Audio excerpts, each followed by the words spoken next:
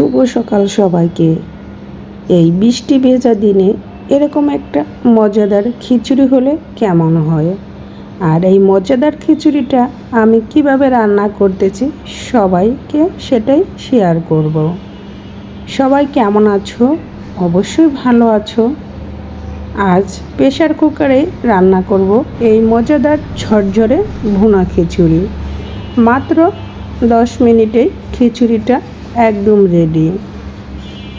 চুলায় pressure cooker বসিয়ে দিয়েছি। পরিমাণ মতো তেল দিয়ে গোটা জিরে, তেজপাতা, এলাচ, দারচিনি আর গোটা রসুন, পেঁয়াজ কুচি দিয়ে হালকা একটু নেড়েচেড়ে ভেজে নেব। সাথে দিয়ে দিচ্ছি কাঁচামরিচ। আর প্রেসার কুকারে খিচুড়ি রান্না করা কিন্তু খুবই সহজ। তবে প্রেসার কুকারে ভুনা ঝরঝরে খিচুড়ি রান্না করার একটু টেকনিক জানতে হয়, তাহলেই কিন্তু খিচুড়িটা খেতেও ভালো লাগে আর খুবই সুন্দর ঝরঝরে হয়। দিয়ে দিলাম হলুদ গুঁড়া, ধনিয়া গুঁড়া, শুকনো মরিচের গুঁড়া অল্প পরিমাণে। এখন মশলাটা পেঁয়াজ রসুনের সাথে একটু ভেজে নিয়ে দিয়ে দিচ্ছি স্বাদ মতো লবণ। আর অফ ক্যামেরায় আমি চালগুলো ধুয়ে রেখেছি। এখানে আমি ডাল দিয়েছি 3 পদের, মুসুরির ডাল, মুগ ডাল আর ছোলার ডাল। যে যে পরিমাণে রান্না করবে ঠিক সেই পরিমাণে 2 ভাগ চাল 1 ভাগ ডাল দিলেই যথেষ্ট। এই তো চাল ডাল এর সাথে দিয়ে এখন ভালো করে একটু আবার কষিয়ে নেব। আর অল্প মশলাতেই কিন্তু এই খিচুড়িটা আজ রান্না করতেছি, বাটাবাটির ঝামেলা ছাড়াই এই মজাদার ভুনা খিচুড়িটা অল্প সময়ে রেডি। আমি এখানে মশলা দিয়েছি যা সেটা তো তোমাদের বললামই। যারা একদম ঝরঝরে প্রেসার কুকারে খিচুড়ি রান্না করতে পারে না, তারা আমার এই ভিডিওটি দেখলে একটু হলেও তাদের জন্য উপকারে আসবে। কারণ সময় বাঁচে, গ্যাস খরচ কম হয় এবং খেতেও খুবই মজাদার। অল্প সময় ঝটপট হয়ে যায় এই মজাদার খিচুড়িটা। আমি এখানে চালের ডাবল জল দেব না, চালের ডাবলের 3 ভাগের 2 ভাগ জল দেব। কারণ চালের ডাবল জল দিলে খিচুড়িটা ঝরঝরে হবে না, তাই তো জলের পরিমাপটা একটু কম দিতে হবে, তাহলে খিচুড়িটা ঝরঝরে হয়ে যাবে। আর একটা ছিপি দিয়ে নামিয়ে নেব চুলা থেকে। এখন প্রেসার কুকারের ঢাকনাটা লাগিয়ে গ্যাসের তাপটা লো হাই মিডিয়ামে রেখে রান্না করে নেব। আজ এই ভুনা খিচুড়ির সাথে রান্না করব মজাদার আরেকটা রেসিপি। এই তো দেখতেই পাচ্ছ, গরম তেলে দিয়ে দিলাম গোটা দেশি রসুন আর দিয়ে দিলাম পেঁয়াজ কুচি, কাঁচামরিচ একসাথে, এগুলোকে ভেজে নেব।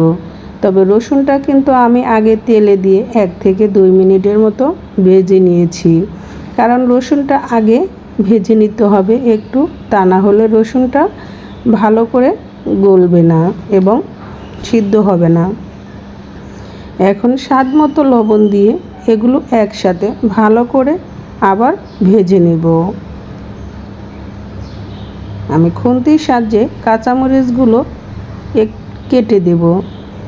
এই তো দেখতেই পাচ্ছ, আমি অফ ক্যামেরায় খুন্তির সাহায্যে কাঁচামরিচগুলো এভাবে ভেঙে ভেঙে দিয়েছি। তোমরা চাইলে এগুলো আস্তাও রাখতে পারো। পেঁয়াজটা যখন ভাজা হয়ে যাবে তখন এই তো চাপা শুটকি দিয়ে এগুলো আবার নেড়ে চেড়ে কিছুটা সময় ভেজে নিতে হবে।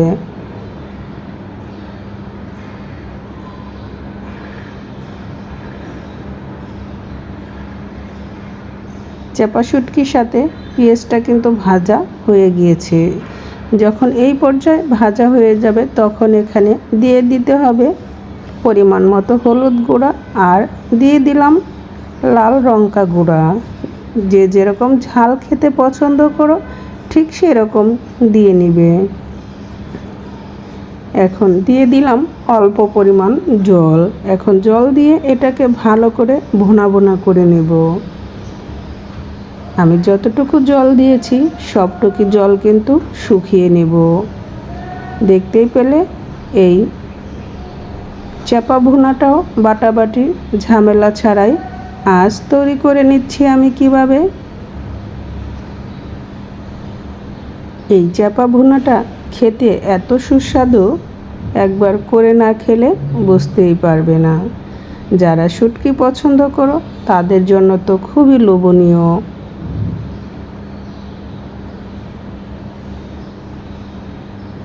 চাপা ভুনাটা কিন্তু প্রায় হয়ে গিয়েছে। তবে যখন চাপা ভুনাটা পুরোপুরি রেডি হয়ে যাবে তখন তেলটা এরকম আস্তে আস্তে উপর দিকে ভেসে উঠবে।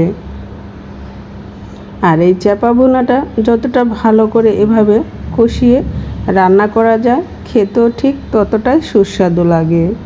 দেখতেই পাচ্ছ বন্ধুরা, রসুনগুলো কিন্তু আগে ভেজে নেওয়ার কারণে একদম নরম হয়ে চাপা ভুনার সাথে মিশে গিয়েছে। আর দেশি রসুন দিয়ে চাপা ভুনা খেতে কিন্তু খুবই ভালো লাগে। চাপা ভুনাটা দেখতেই পাচ্ছ পুরোপুরি কিন্তু এখন রেডি, কারণ যতটুকু জল দিয়েছিলাম ততটুকু আমি শুকিয়ে নিয়েছি। কারণ আর চাপা ভুনাতে একটু জলের ভাব থাকলে কিন্তু খেতে ততটা মজা লাগে না, তাই তো সবটুকু জল শুকিয়ে নিতে হবে। এভাবেই নেড়ে চেড়ে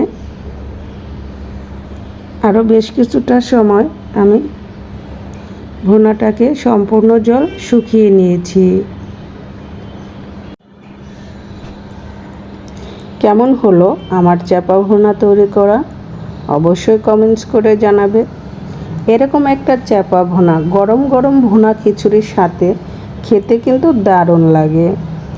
তাই তো আজ হঠাৎ করে মন চাইলো এই চাপা ভুনা দিয়ে ভুনা খিচুড়ি খাবো।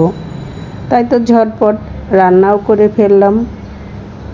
আর আমার চাপা ভুনার ভুনা খিচুড়ি তোমাদের কাছে কেমন লাগলো অবশ্যই লাইক কমেন্ট শেয়ার করে আমার পাশে থাকবে।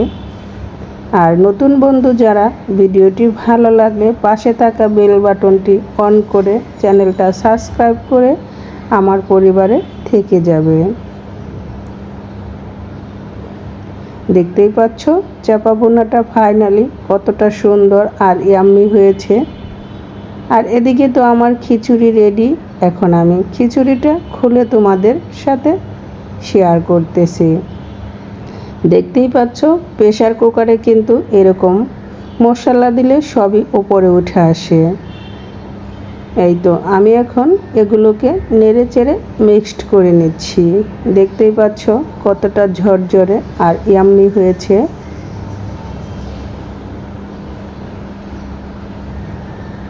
আমি খিচুড়িটা এখন গরম গরম চাপা ভুনা দিয়ে পরিবেশন করব। এই মেঘলা দিনে এমন একটা খিচুড়ি খেতে কিন্তু খুবই ভালো লাগে। আমার মামুনিদের তো খিচুড়ি খুবই পছন্দ। এই তো সবই এখন রেডি। এই চাপা ভুনার সাথে এখন খিচুড়িটা পরিবেশন করব।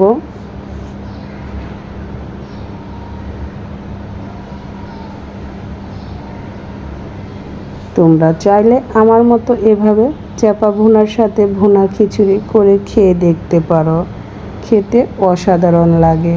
যারা শুটকি পছন্দ করো তাদের জন্য।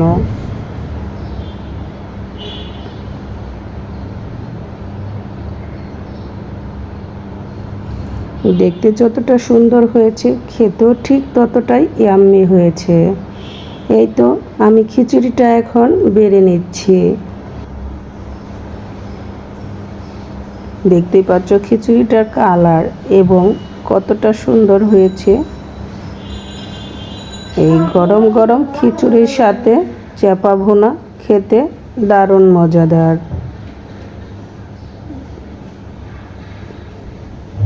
কেমন হলো আমার এই পরিবেশনটা?